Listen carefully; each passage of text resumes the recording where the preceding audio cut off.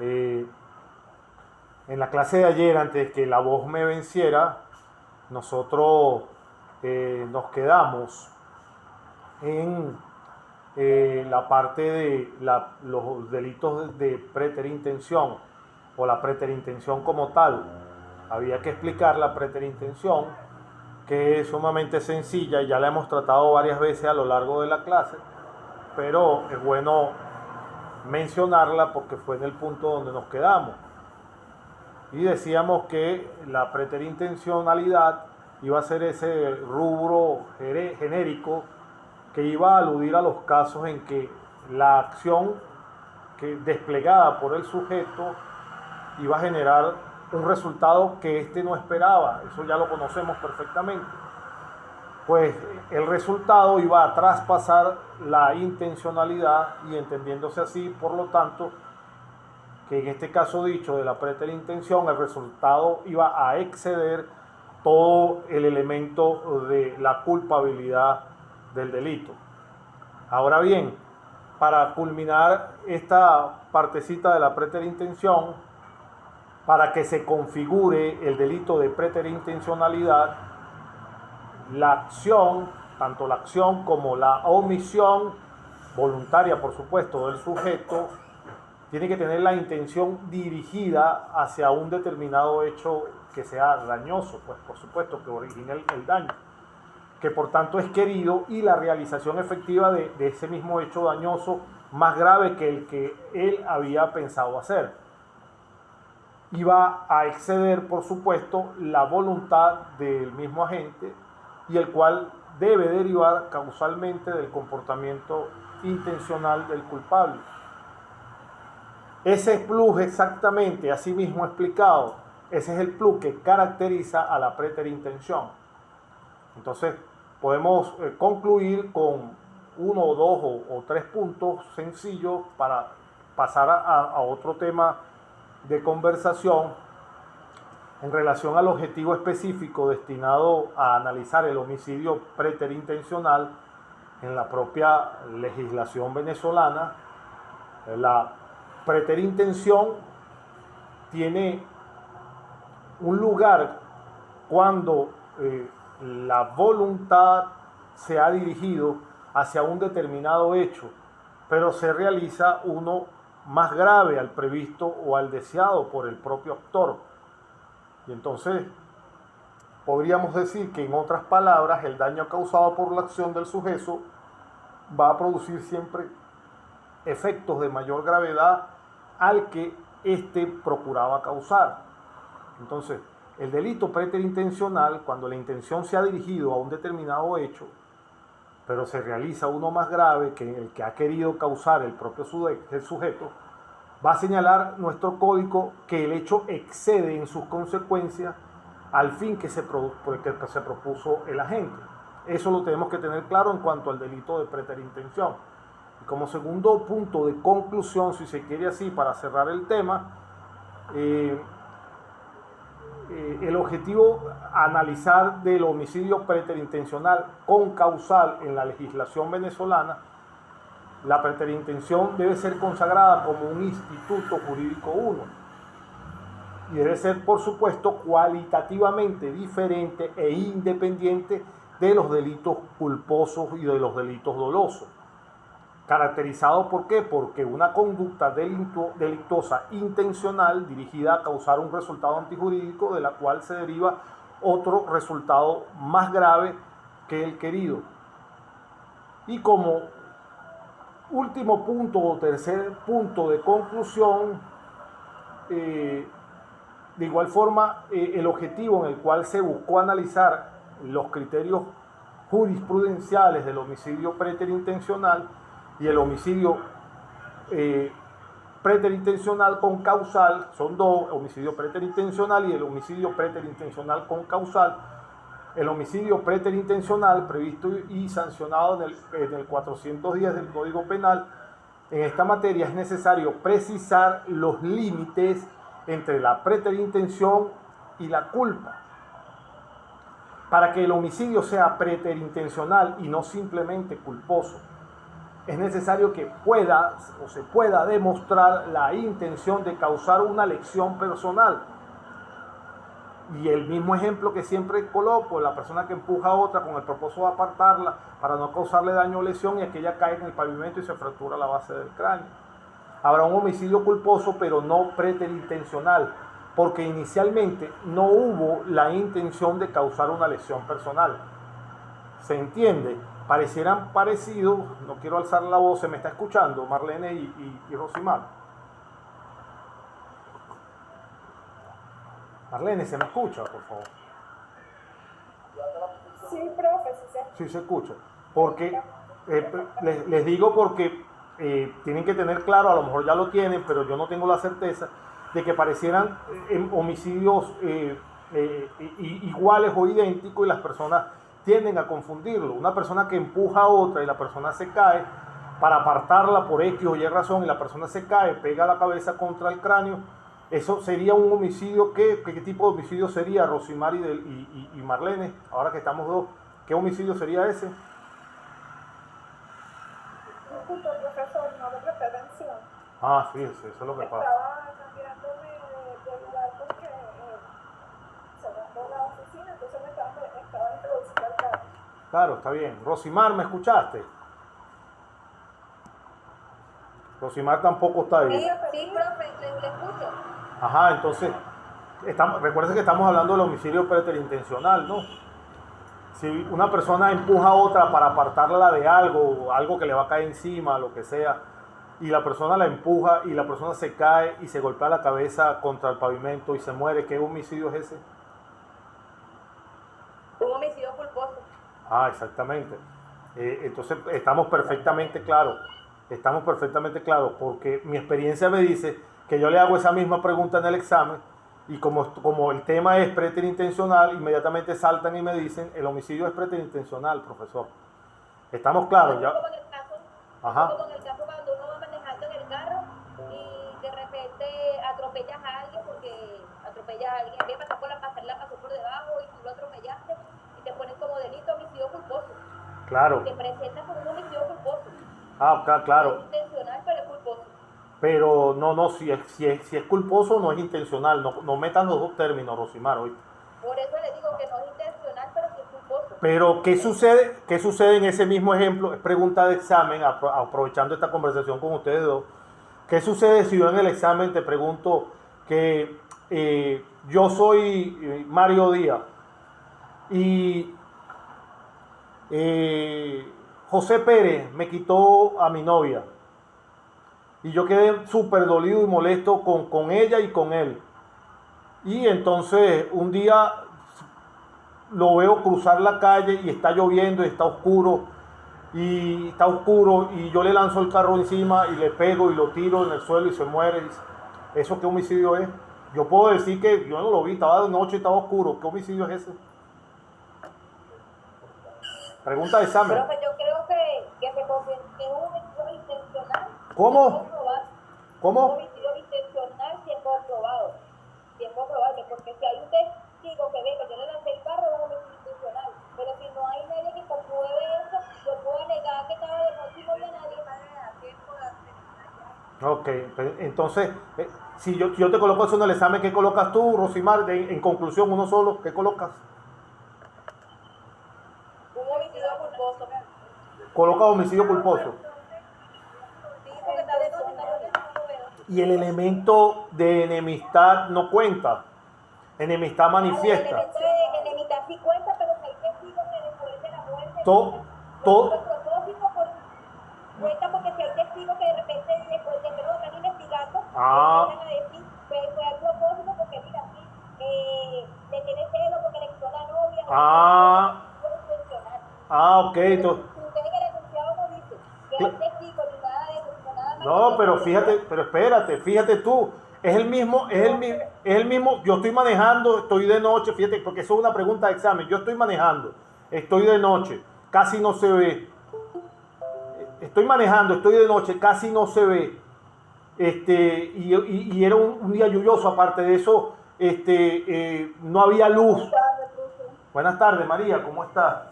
Pero en el enunciado, por eso es que te estoy diciendo que esa es pregunta de examen. En la pregunta de examen es el mismo componente. Te lo presento los dos casos porque eso es pregunta de examen. Fíjate, una persona que va en la noche, está lloviendo y no hay luz en la calle y está manejando, no a alta velocidad, pero está manejando un carro obviamente, y como está lloviendo y es de noche, no ve a una persona que va cruzando la calle, la atropella y la mata. ¿Qué pasa con eso? ¿Qué homicidio es ese? Es un homicidio como se presume que es un homicidio culposo, ¿cierto? Pero si yo te presento el caso, te lo estoy presentando que hay una enemistad manifiesta y te lo pongo en el enunciado del examen.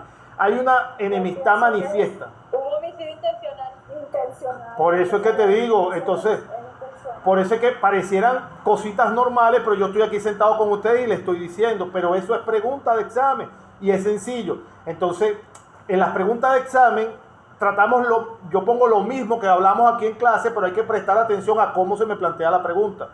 Y no hay que irse, acuérdense de lo que yo siempre le digo, no se vayan más allá de la materia de nosotros. Si yo no le hablo de procedimiento, de conmutación de pena, de esto, de lo otro, de lo que yo no le haya hablado en clase, no lo metan en la pregunta, porque eso no va en la pregunta. Yo le puedo meter para configurarle la pregunta para inducirlos a razonar en el acto, porque eso es lo que hago yo, y eso es lo que se debería hacer, que ustedes aprendan a interpretar lo que están viendo, pero circunscríbanse siempre al tema que nosotros estamos dando. O sea, no se vayan más allá. Si ustedes están viendo procesal por otro lado, no mezclen una materia con otra. Se los digo es porque en el examen yo vi personas que inclusive fui hasta benevolente, no le quise poner menos nota inclusive, porque planteaban cosas que yo ni siquiera le había dado y traían artículos que yo no mencionaba. Entonces traían al COF y traían a la LOGNA, y ustedes me han escuchado hablando de la LOGNA aquí. No, yo no les he hablado de la LOGNA. Si la LOGNA existe, sí, pero será materia de otra, para utilizarla en otra materia que ustedes estén viendo, en civil, por decirle algo, o cuando estén viendo la incursión de delitos de los niños y adolescentes. Pero nosotros no hemos hablado de ese tema. Entonces, así yo le meta a un niño o a un adolescente en un ejemplo, yo no le he hablado de la LOGNA, y si yo no le he hablado de la LOGNA, no involucren la LOGNA. Entonces, por eso mismo, si estamos hablando, para redondear la idea, Rosimar, María, ¿me escuchas? Sí, profe. Ah, bueno, ok. Sí, exacto. Si yo les estoy hablando de delitos de la culpa, de la culpabilidad, de los homicidios preterintencionales, y ahora cuando veamos las condiciones objetivas de punibilidad,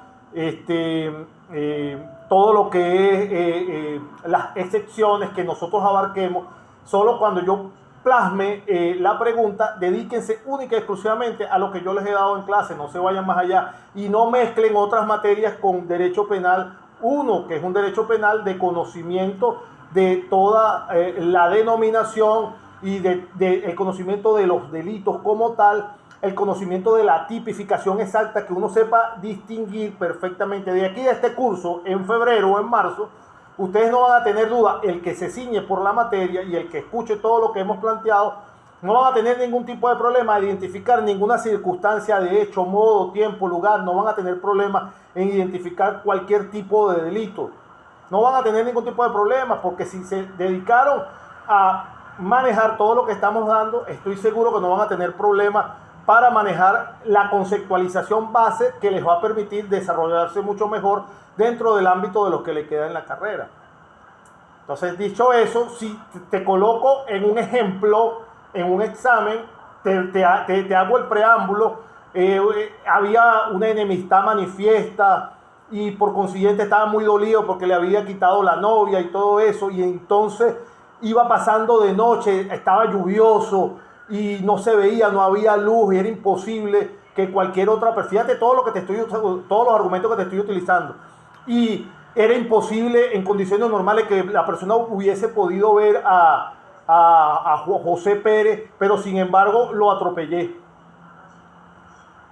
todos esos elementos son tomados en cuenta y deben ser tomados en cuenta, porque no es lo mismo un accidente que una intencionalidad, y la intencionalidad está manifiesta en todo el relato que estamos haciendo. Profe, disculpe, Ajá. usted pone todo eso enunciado y nosotros respondemos a un homicidio intencional. ¿Ahí queda la respuesta o usted quiere que le pongan otra cosa aparte? No, lo que yo te pida, parece que te digo, cada planteamiento que yo hago está súper claro.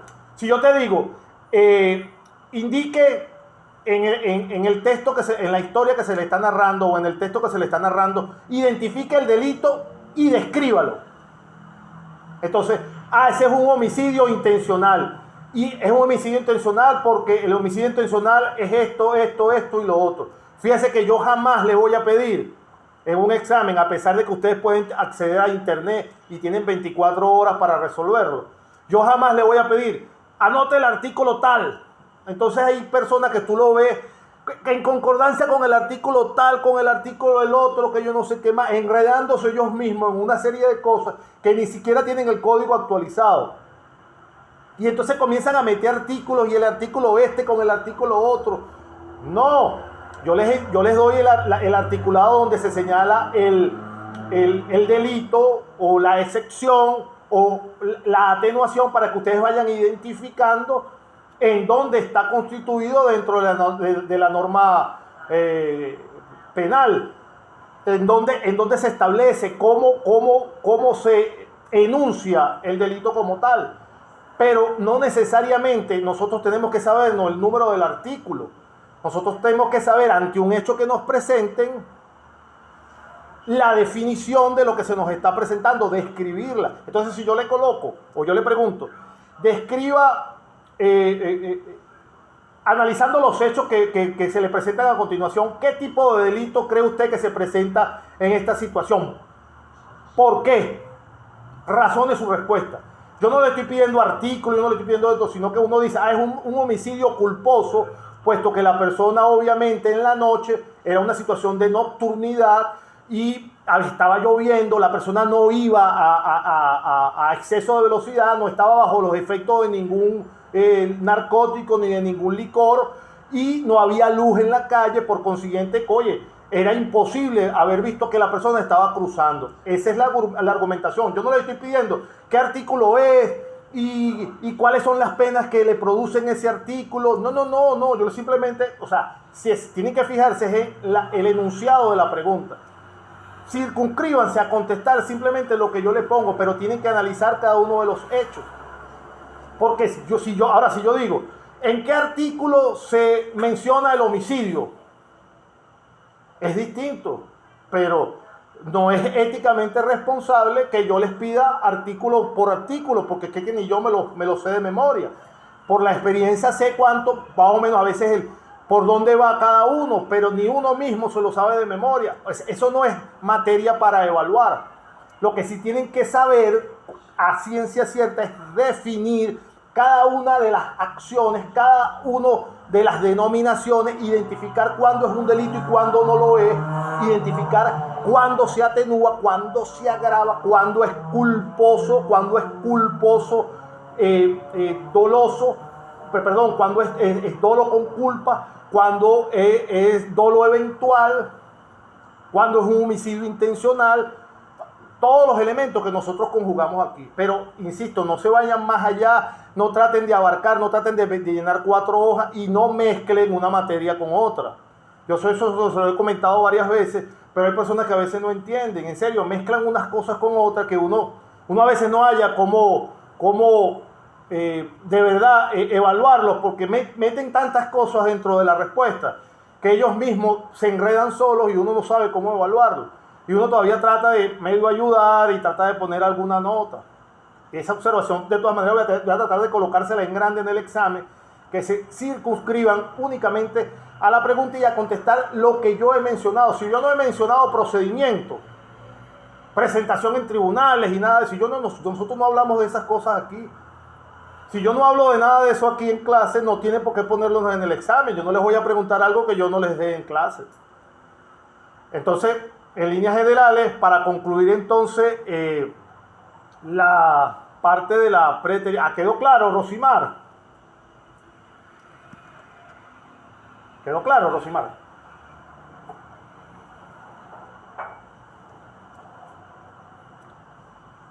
Rosimar, ¿quedó claro? ¿O se me fue la voz? ¿No me escuchan ya?